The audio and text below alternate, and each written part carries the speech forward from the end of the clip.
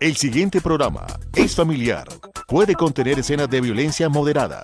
No contiene escenas de sexo. Para mayor comprensión de los menores de edad, debe ser visto en compañía de un adulto responsable. El siguiente programa es familiar. Puede contener escenas de violencia moderada. No contiene escenas de sexo. Para mayor comprensión de los menores de edad, debe ser visto en compañía de un adulto responsable. Amables televidentes de Paso Televisión, sean bienvenidos a nuestro programa Reflexiones. Queremos compartir con ustedes pasajes de la Biblia, pero también reflexiones al corazón que nos lleven a meditar y a pensar un momento en el deseo y el corazón de Dios para cada uno de nosotros. En esta oportunidad, el pastor Jonathan Gutiérrez nos comparte un tema que ha titulado ¿Cuál oración hacer? Quédese con nosotros.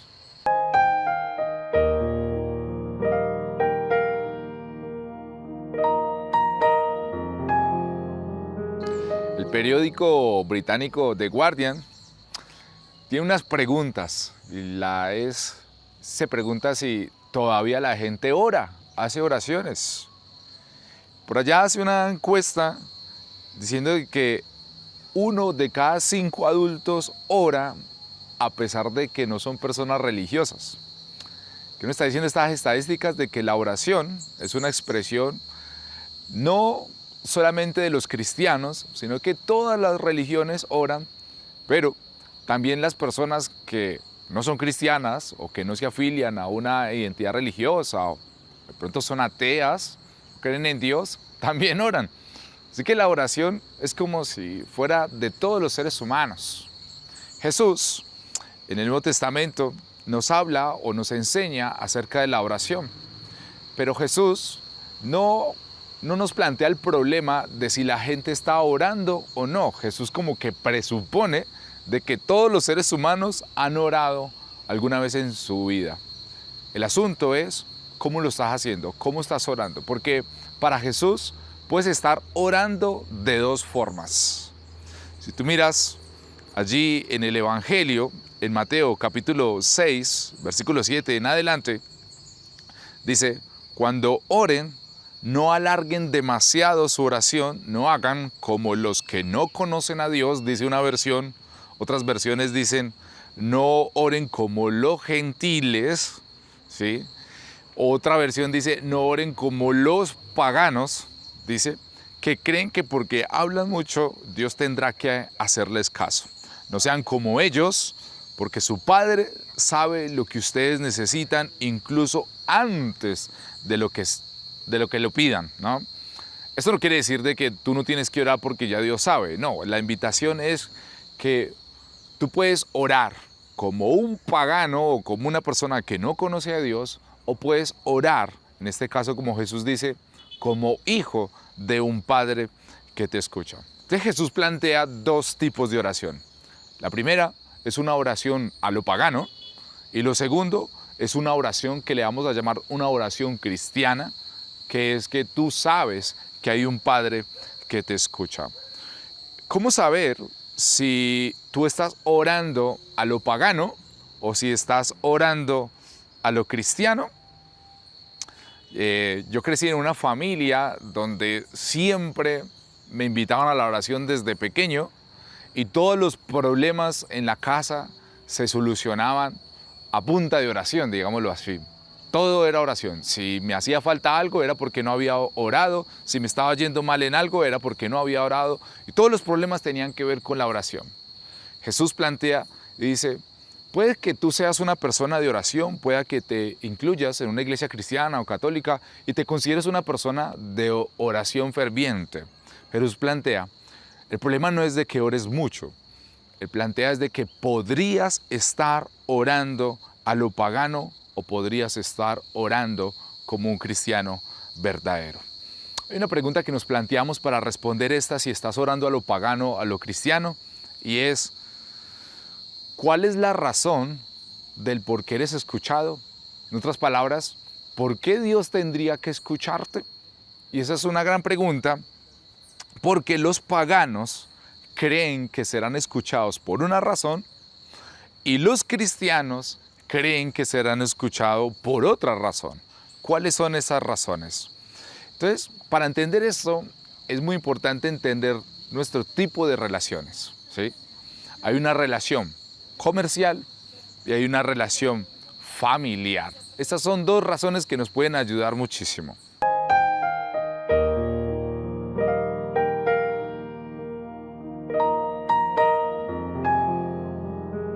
El esfuerzo. Cuenta la historia que un hombre caminaba por el bosque y de pronto se quedó mirando un capullo que estaba colgando en una rama. Se acercó y se dio cuenta que era una mariposa que estaba dentro del capullo. Arrancó la rama y se llevó el capullo a su casa para ver cómo se desarrollaba ese proceso de la salida de la mariposa. Nunca lo había visto, lo había escuchado cuando estudiaba en la clase de biología, había aprendido acerca de la metamorfosis de la mariposa, pero nunca había tenido la oportunidad de vivirla. Entonces se llevó el capullo a su casa, lo amarró con mucho cuidado para que quedara suspendido como estaba en el árbol, en el bosque donde lo había encontrado. Cuando pasaron unos días, el capullo empezó a moverse. El hombre se dio cuenta que la mariposa estaba a punto de salir. Se acercó y miró el capullo y vio un pequeño orificio en la punta del capullo. Y vio cómo la mariposa dentro del capullo intentaba salir. Hacía su máximo esfuerzo. Se trataba de mover, de salir por ese pequeño orificio. El hombre la vio y el primer día la mariposa no fue capaz de salir. Al siguiente día el hombre volvió y se quedó mirando nuevamente el capullo y la mariposa volvió a intentarlo y ya empezó a salir un poco más. El hombre, con un corazón bondadoso, dijo: le voy a ayudar. Y cogió unas tijeras y cerca al hueco o al orificio que tenía el capullo le hizo un otro hueco, un orificio más grande, de manera que la mariposa pudo salir fácilmente. Pero cuando la mariposa salió y trató de volar no pudo hacerlo. Cayó al piso porque estaba deformada. Sus alas no se habían desarrollado y su cuerpo estaba inflamado. El hombre se quedó mirando y dijo: pero ¿por qué no vuela? Voy a esperar otro día a ver si las alas se le arreglan, se le reparan y puede volar. El siguiente día la mariposa continuaba en el suelo con las alas todas recogidas y no tenía fuerza. El hombre quiso hacer algo bueno, pero no entendió que el esfuerzo que hacía la mariposa por salir del capullo era lo que vitalizaba sus alas para poder volar y formaba su cuerpo al irrigar sangre de dentro del cuerpo hacia las alas para poderse formar. Muchas veces queremos hacer con la gente que no sufra, que no pase por una situación difícil, con los hijos, con la familia, pero el esfuerzo y la valentía son necesarios para que las personas sean formadas y fortalecidas en su carácter y en su vida. La palabra nos dice en el libro de Josué, capítulo 1, versículo 9, mira que te mando que te esfuerces y seas valiente. No temas ni desmayes, porque Jehová tu Dios estará contigo donde quiera que vayas. El esfuerzo y la valentía son necesarios para formar nuestra vida. Cuando no permitimos que alguien pase por algo que tenga que esforzarse o le damos todo, podemos, como pasó con este hombre con la mariposa, invalidar su vida y por formar esa persona dependiente y no desarrollar por su propio esfuerzo sus habilidades. Reflexionemos.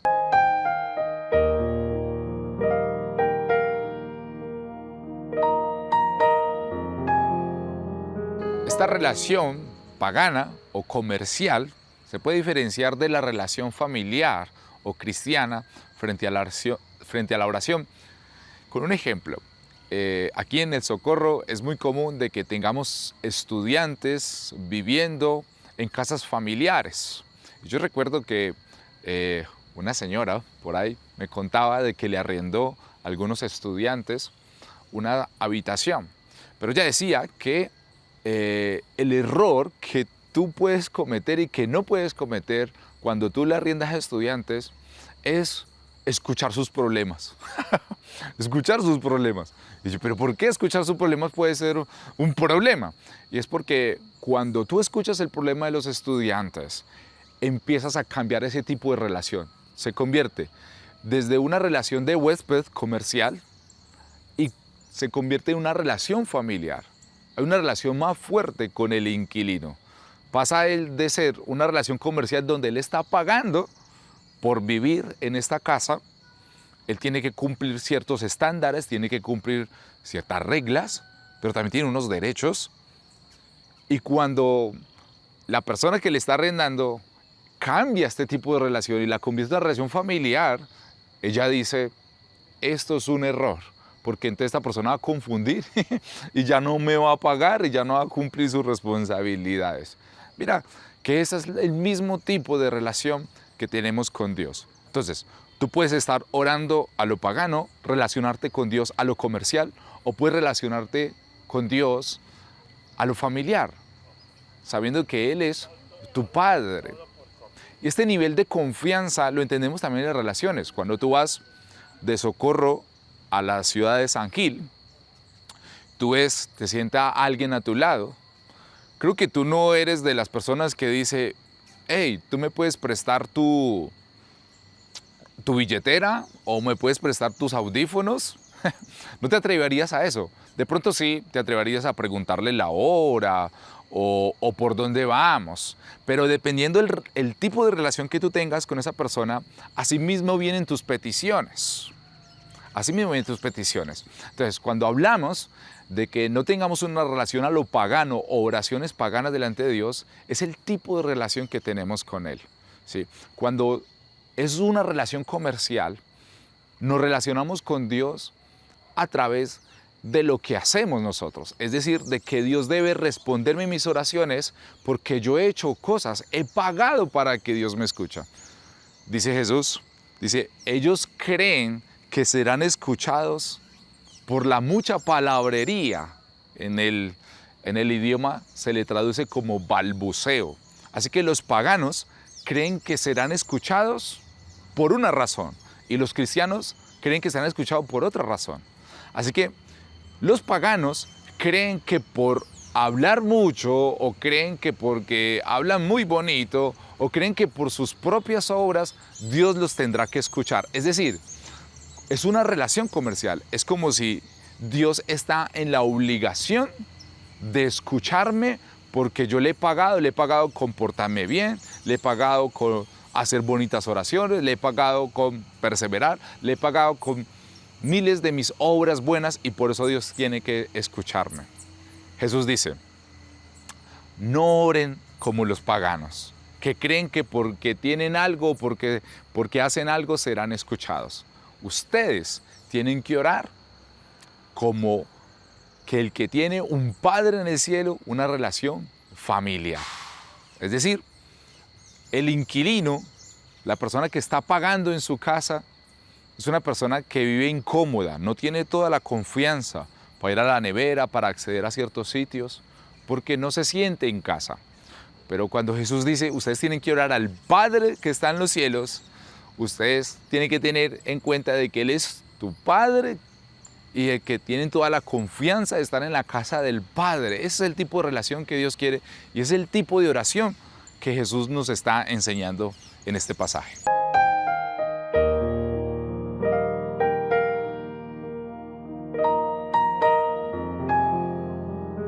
Con el tema que nos comparte el pastor Jonathan Gutiérrez, podemos entender cómo hay clases de oración y esos tipos de oración nos llevan ¿a qué? A entender si somos nosotros allegados a Dios o si somos inquilinos o tenemos una oración comercial con Dios o una oración de relación con el Padre. Jesús lo enseñó en el Padre Nuestro y se volvió casi que una oración repetitiva, pero necesitamos es entenderla. Cada palabra que decimos allí, cada una de las palabras que Jesús dijo y declaró, eran una guía para que nosotros pudiéramos tener una relación no comercial, sino una relación paternal con Dios y poder crecer en el propósito de su voluntad. Vamos a unos mensajes de interés y ya regresamos con reflexiones.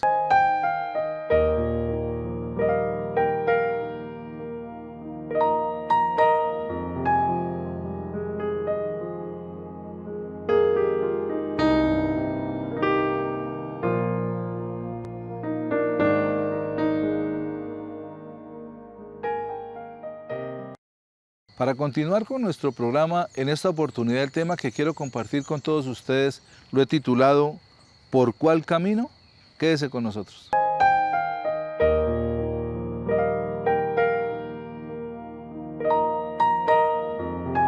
Hay muchos caminos que el hombre quiere seguir. Hay caminos que nos parecen muy buenos, excelentes. Decimos, no, es que este camino, esos árboles son hermosos, ese camino se ve precioso. Pero en la vida necesitamos tomar decisiones por qué camino debemos seguir. Y no es un pensamiento humano, un pensamiento que de pronto dice, eso yo hago lo que quiera y camino por el camino que quiera. No, es algo que la misma palabra de Dios, el mismo Dios, quiere que nosotros aprendamos a escoger caminos buenos para nuestra vida.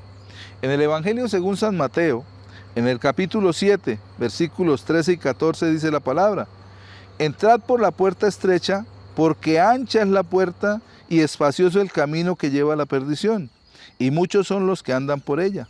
Porque estrecha es la puerta y angosto el camino que lleva a la vida, y pocos son los que la hallan. Entonces vemos que a través de la palabra se nos habla de dos caminos: el camino ancho, con una puerta grande, espaciosa, pero el camino estrecho también, con una puerta angosta. Ese camino que debemos llevarlo con mucho cuidado, porque es el caminar de nuestra vida diaria. Y en ese camino es donde nos vamos a encontrar con diferentes cosas. Y como les decía antes, podemos decir, es que yo cojo por el camino que yo quiera. Y muchas veces sucede eso. Hoy en día, muchas personas no se dejan guiar. Muchas personas hacen oídos sordos a lo que les decimos. ¿Y saben por qué, amables televidentes? Porque piensan que van por el mejor camino. Pero mire lo que nos dice la palabra en el libro de Proverbios, en el capítulo 16, en el versículo 25. Hay camino que parece derecho al hombre, pero su fin es camino de muerte. Entonces, el camino que yo escogí en mi libre albedrío, en la libertad que Dios me da para escoger, puede ser un camino que para mí parece bien, que para mí ese camino me parece excelente, lo mejor que he encontrado, pero puede ser un camino que me puede llevar a una situación de peligro, a una situación de muerte. Cuando salimos en las noches, de pronto a caminar, o nos invitan a algún lugar, o tenemos que salir de urgencia, tratamos de evitar las calles oscuras, tratamos de evitar caminos que no nos parecen tan buenos, lugares, ciertas cuadras o ciertos barrios donde decimos, no, yo por ahí no paso a esta hora porque puede ser peligroso, o yo no paso por tal lugar porque hay personas allí que pueden venir contra mí, me pueden atentar contra mi vida, contra mi bienestar, me pueden robar, me pueden quitar algo. Entonces, miramos, tenemos como esa prudencia de hacer las cosas. Es necesario que nosotros, como seres pensantes, como seres humanos creados por Dios, como dice la palabra, su imagen y semejanza, tengamos la capacidad de tomar decisiones. Y lo hacemos. En la libertad que Dios nos da, lo hacemos, tomamos las decisiones. Pero Dios quiere. Mire que Él no nos obliga, Él nos está diciendo, hay camino que parece bueno, hay camino que parece derecho, hay camino que pero es camino de muerte. Entonces, ¿quién toma la decisión de sí o no hacerlo? Cada uno de nosotros. Dios nos da la libertad. Él nos aconseja a través de su palabra qué debemos hacer.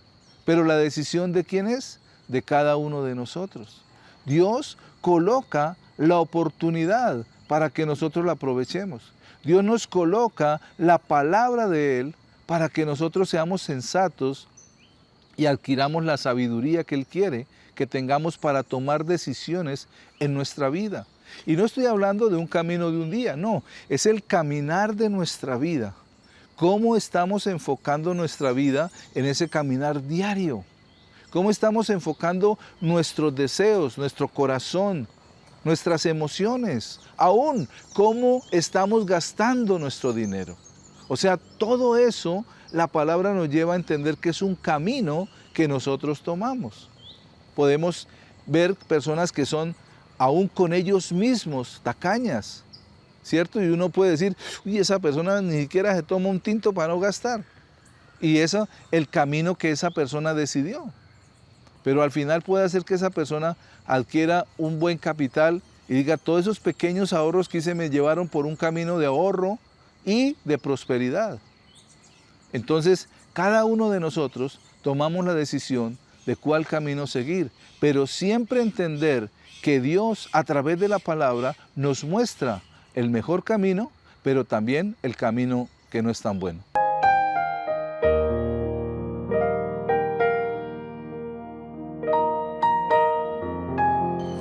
La petición de mis hijas. Se cuenta la historia de un hombre muy malvado, extremadamente malo, una persona que esclaviza a mujeres, que de hecho congela a su mamá, mata a su papá. Es una persona supremamente mala, agresiva, es una persona que es como una especie de mafioso, tiene guardaespaldas muy altos, todo el mundo le teme a este hombre, todo el mundo le tiene miedo, ninguna persona se atrevería a incomodarlo, a pedirle un favor.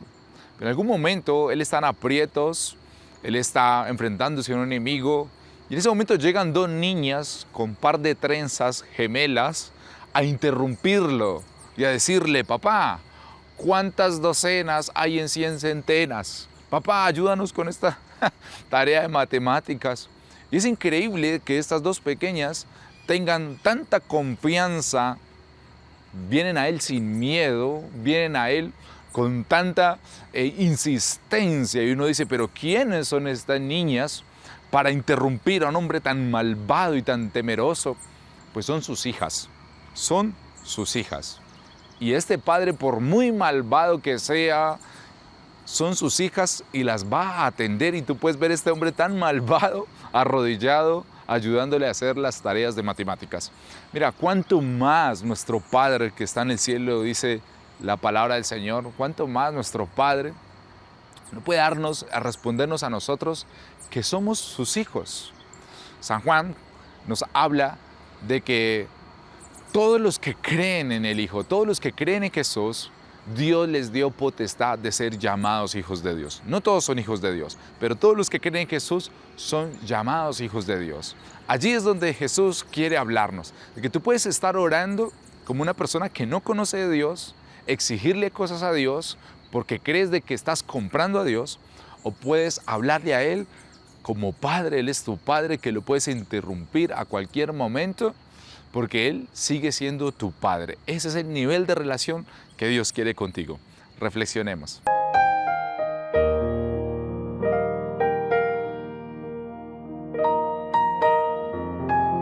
Desde pequeños somos orientados primero por nuestros padres, luego los profesores y luego la misma vida nos va haciendo entender cosas.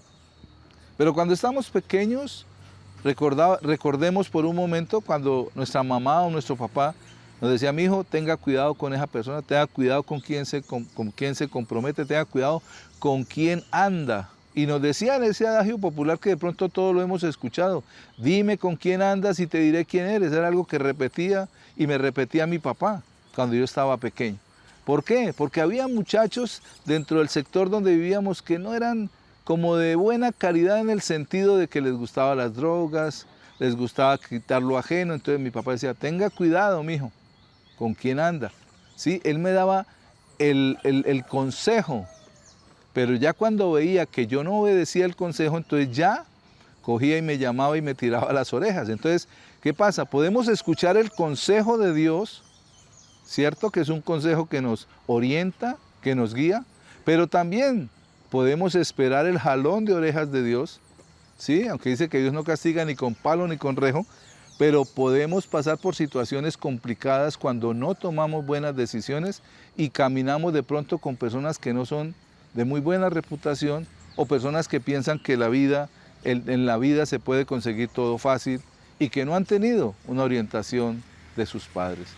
Dios nos habla en la palabra de un camino que muchas personas han seguido, que muchas personas quieren vivir, y es ese camino de vivir en los deseos de la carne.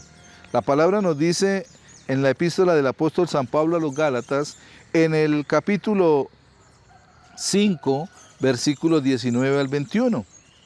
Y manifiestas son las obras de la carne, que son adulterio, fornicación, inmundicia, laxivia, idolatría, hechicerías, enemistades, pleitos, celos, iras, contiendas, disensiones, herejías, envidias, homicidios, borracheras, orgías y cosas semejantes a estas, acerca de las cuales os amonesto, como ya lo he dicho antes, que los que practican tales cosas no heredarán el reino de Dios. Entonces Dios está hablando en la palabra a través del apóstol Pablo y diciéndonos, mire, hay un camino que son los deseos de la carne, los deseos del ser humano de hacer lo que sea, o sea, de hacer o cometer pecados. Porque si miramos cada una de estas situaciones, nos lleva a pecar contra Dios, nos lleva a pecar contra nuestro propio cuerpo, nos lleva a pecar contra las demás personas.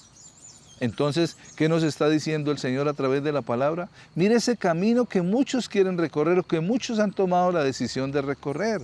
Y Él nos está hablando de diferentes aspectos de la vida. Y dice que son obras de la carne. Y lo primero que habla es del adulterio, luego de la fornicación, de la inmundicia, de la laxivia. Luego dice que idolatrías, hechicerías y enemistades, pleitos, celos, iras, contiendas. O sea, son cosas que muchas personas han tomado por ese camino. ¿Sí? Que no se les puede decir nada porque quieren pelear, quieren alegar, quieren competir, quieren volver todo un problema. Y ese es el camino que han tomado. Pero como decía el libro de Proverbios, a ellos les parece tal vez que es un buen camino, pero dice que su final puede ser un camino de muerte. ¿Y por qué digo esto? Porque al final dice que los que practican tales cosas no heredarán el reino de Dios. Entonces, ¿qué es lo que está diciendo la palabra? Al no ser herederos del reino de Dios, vamos a tener una muerte espiritual eterna, separados totalmente de la presencia de Dios. Luego, el Señor mismo nos está llamando a que atendamos lo que Él nos dice desde el Antiguo Testamento en el libro de Deuteronomio, en el capítulo 30, en los versículos de 15 y 16 y 19 y 20, dice la palabra: mira, yo he puesto delante de ti hoy la vida y el bien, la muerte y el mal. Porque yo te mando hoy que ames a Jehová tu Dios, que andes en sus caminos y guardes sus mandamientos, sus estatutos, sus decretos, y que vivas y seas multiplicado y Jehová tu Dios te bendiga en la tierra a la cual entrarás para tomar posesión. Y los versículos 19 y 20 dice: a los cielos y a la tierra llamo por testigos hoy contra vosotros, que os he puesto delante la vida y la muerte, la bendición y la maldición. Escoge pues la vida para que vivas tú y tu descendencia, amando a Jehová tu Dios, atendiendo su voz y siguiéndole a Él, porque Él es vida para ti y prolongación de tus días, a fin de que habites sobre la tierra que juró Jehová a tus padres, Abraham, Isaac y Jacob, que les había de dar. El Señor siempre nos está dando un consejo. Siempre nos va a dar un consejo. Y el consejo de escoger el camino es de conocer a Jesús. La palabra nos dice en Juan 14:6, Jesús dijo: yo soy el camino, la verdad y la vida, y nadie va al Padre sino por mí. Jesús es el camino que nos puede llevar a la vida eterna. Jesús es el camino angosto y la puerta estrecha por la cual debemos andar.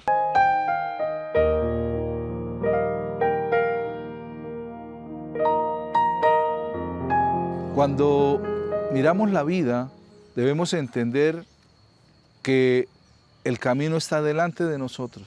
Y el Señor lo dice en su palabra: la vida y la muerte, la bendición o la maldición. Hay dos caminos nomás, no hay más caminos. Camino de vida o de bendición y camino de muerte o de maldición.